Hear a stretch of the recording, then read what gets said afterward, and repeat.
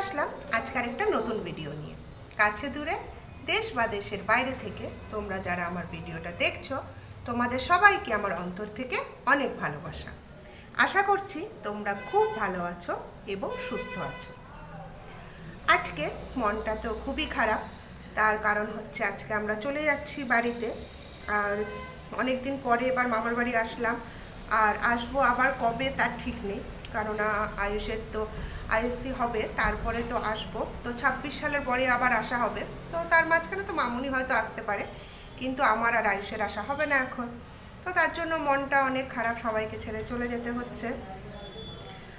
তো প্যাকিং তো মোটামুটি কমপ্লিট হয়ে গেছে, আর আমরা 1:30টার সময় বেরোবো। তো সবই রেডি, খাওয়া দাওয়াও আমাদের কমপ্লিট। আজকে একদম খুব টেস্টি করে মাটন বানিয়েছিল, আর আমার তো এখানকার মাটন ভীষণ ভালো লাগে। তো তার জন্য নাতনি পুতি চলে যাচ্ছে, তো তার ফেভারিট খাবারই বানিয়েছে মাটন। তো খাওয়া দাওয়া কমপ্লিট করে এখন রেডি হয়ে বসে আছি, যখন গাড়ি আসবে গাড়িতে করে তো যাব।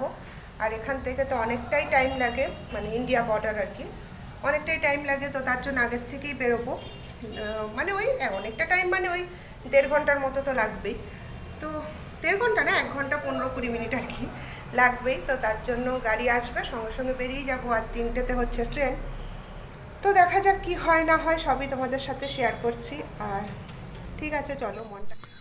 মন তো সবারই ভীষণ খারাপ, কি আর করব, যেতে তো হবেই বাড়িতে। আর বেরোনোর সময় ঠিক কী হয়েছে, একটা ব্যাগের একদম মানে যে হ্যান্ডেলটা থাকে সেটা না ছিঁড়ে গেছিলো।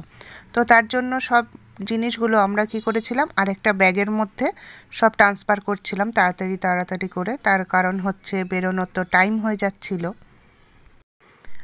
সব থেকে বেশি মন খারাপ ছিল হচ্ছে আমার মানির, কেননা মেয়ে জামাই নাতনি পুতি সবাই চলে যাচ্ছে, অবভিয়াসলি মন তো খারাপ হওয়ারই কথা।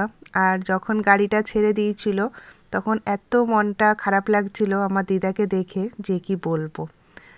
আর এই যে ছোট মামা, আর ওইদিকে মীরামাসিও দেখো, ওই যে দূরে দেখা যাচ্ছে, ওখানে দাঁড়িয়েছিল।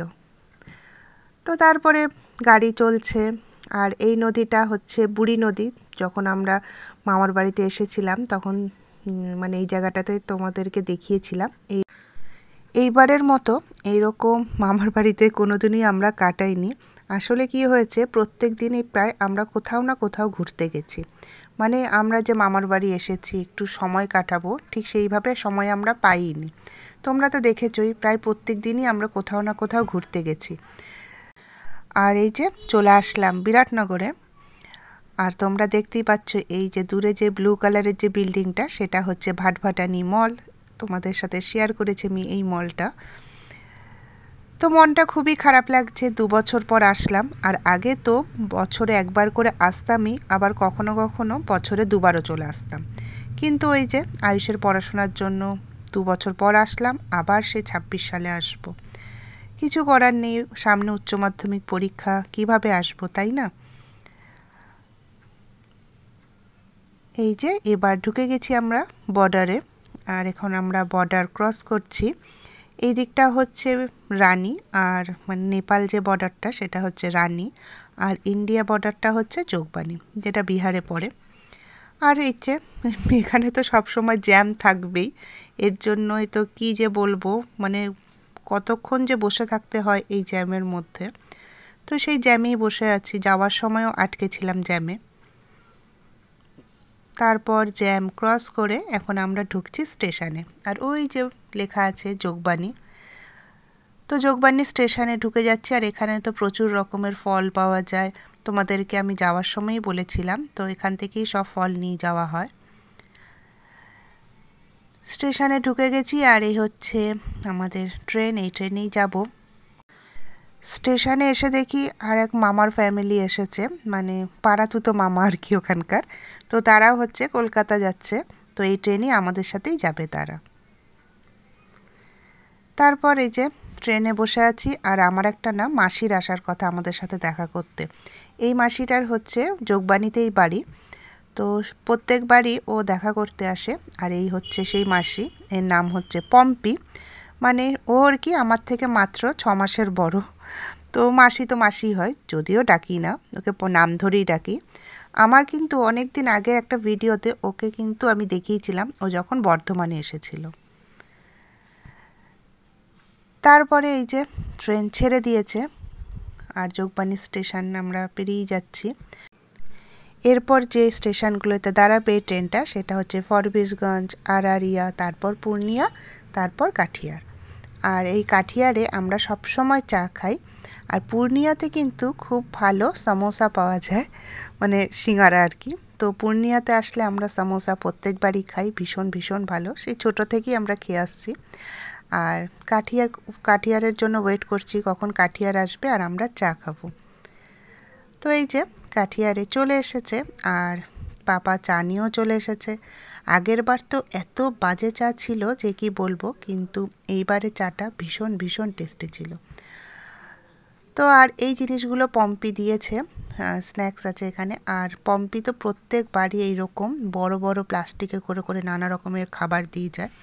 আর ওই যে আয়ুষ বসে বসে গান শুনছে, মোবাইল দেখছে আর খাচ্ছেন। আর ট্রেনে তো জার্নি মানে হচ্ছে কিছুক্ষণ পরপর খাওয়া দাওয়া, তাই না? ওই চুপ করে বসে থাকতে আমার তো একদমই ভালো লাগে না, কিছুক্ষণ পরপরই মনে হয় কি কিছু খাই। আর এই যে কোল্ড ড্রিঙ্কস তো নিয়ে খাওয়া শুরু করে দিয়েছি। আর ট্রেনে উঠবো, সেখানে ঝালমুড়ি খাবো না সেটা তো হতেই পারে না। তো ঝালমুড়ি নিয়ে নিচ্ছি। আর না, ট্রেনের মধ্যে আগে খুব, আমরা যখন মামার বাড়ি যেতাম ছোটোবেলায় আর কি, অনেক না বাদাম পাওয়া যেত। তো আমরা এরকম মানে টাইম পাস বলে বিক্রি করতো। আর আমরা না খুব হারে বাদাম খেতে খেতে মানে যেতাম আসতাম, টাইমটা খুব তাড়াতাড়ি পাস হয়ে যেত। কিন্তু এখন না ওই রকম বাদাম পাওয়াই যায় না।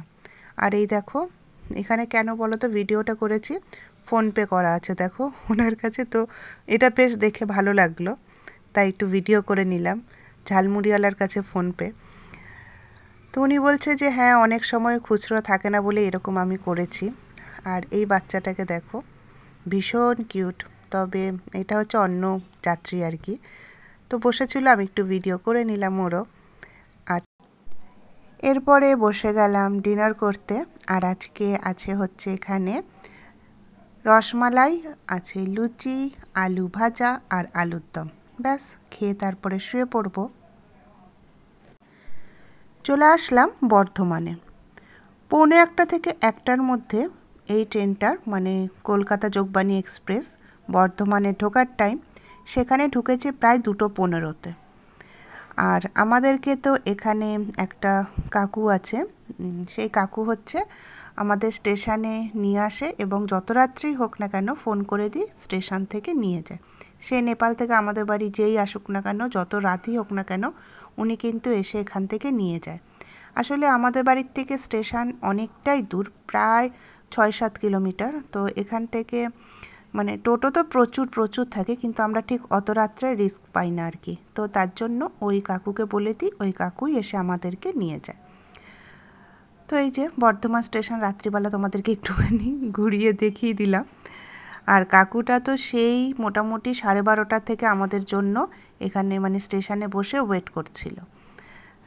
তো দেখো তখন বাজে প্রায় রাত 2:30।